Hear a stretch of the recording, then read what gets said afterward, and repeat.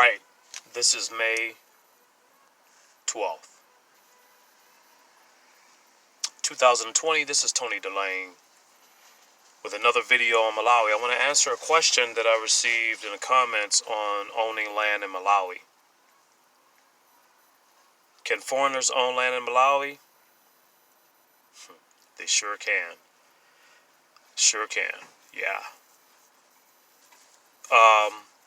Here in the West, which includes Canada, of course, and Europe, West, even Australia, New Zealand. Here in the West, or in the Western system, owning land for foreigners, as you know, in many countries, actually, there's a lot of bureaucracy, rules, and laws, which I agree with, makes sense a lot of times, and sometimes it don't. But in Malawi, can foreigners own land? And the answer is yes.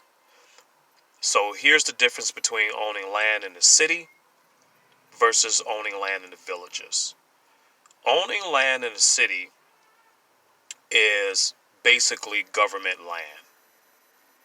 Pay taxes on it, just like you do in Canada, just like you do in the U.S. You pay taxes on it.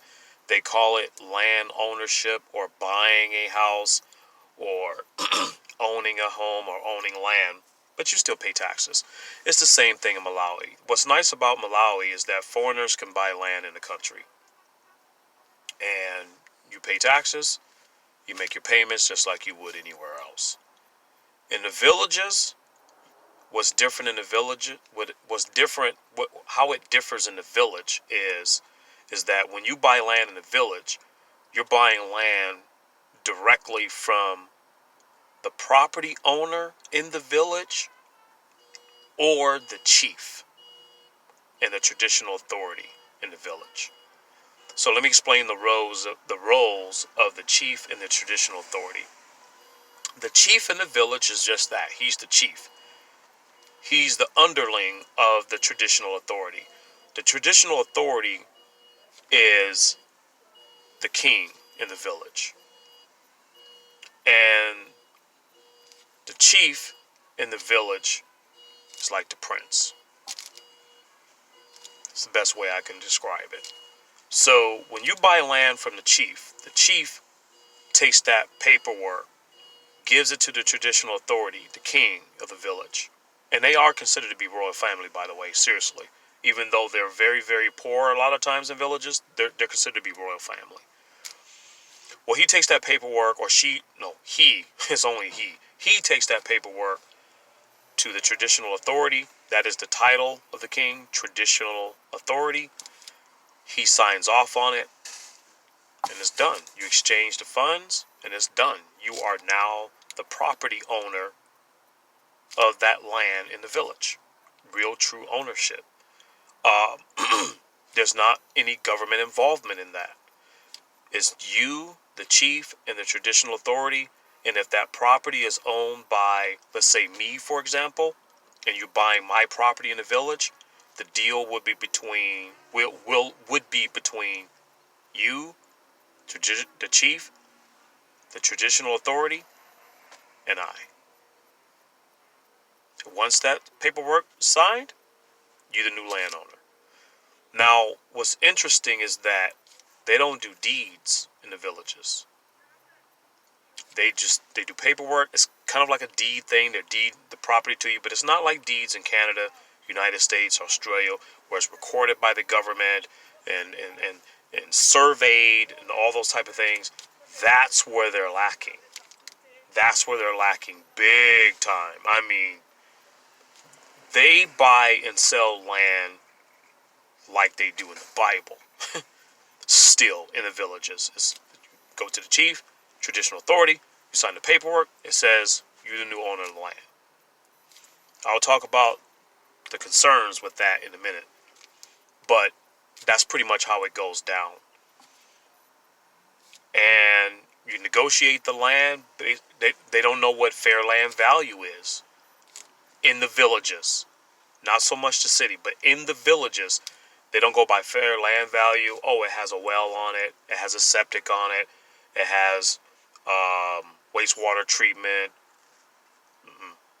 Basically, they pretty much come up with a number, and you guys talk about that number, and you hassle, and then you strike a deal. Then you go through the process. It's real streamlined and simple.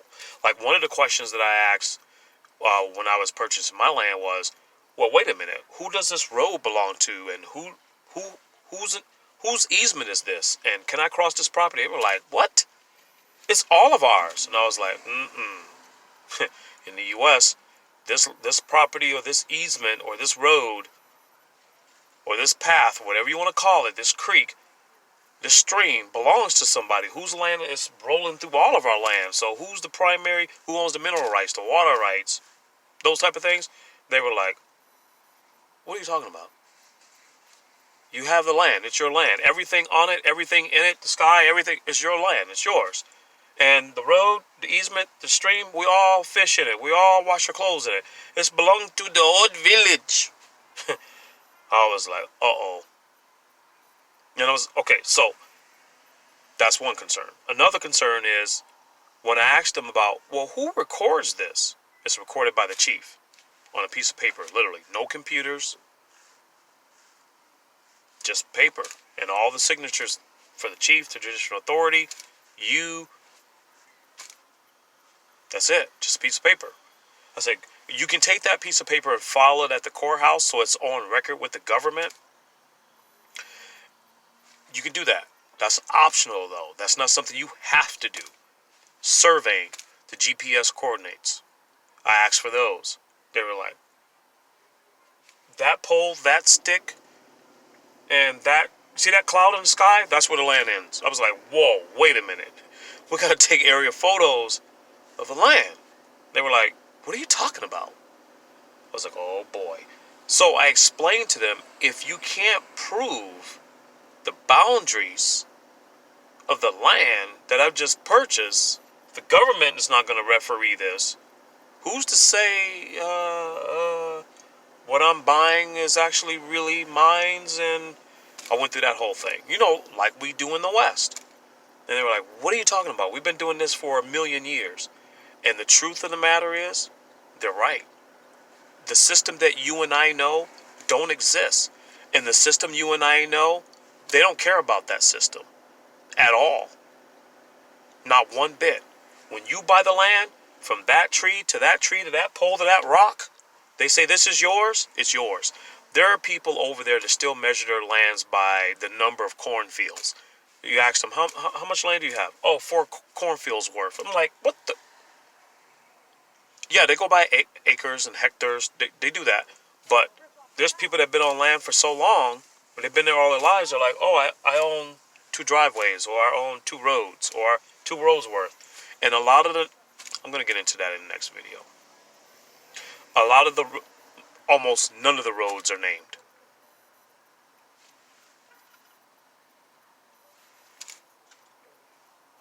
In the villages. I'm speaking of villages, okay? Villages.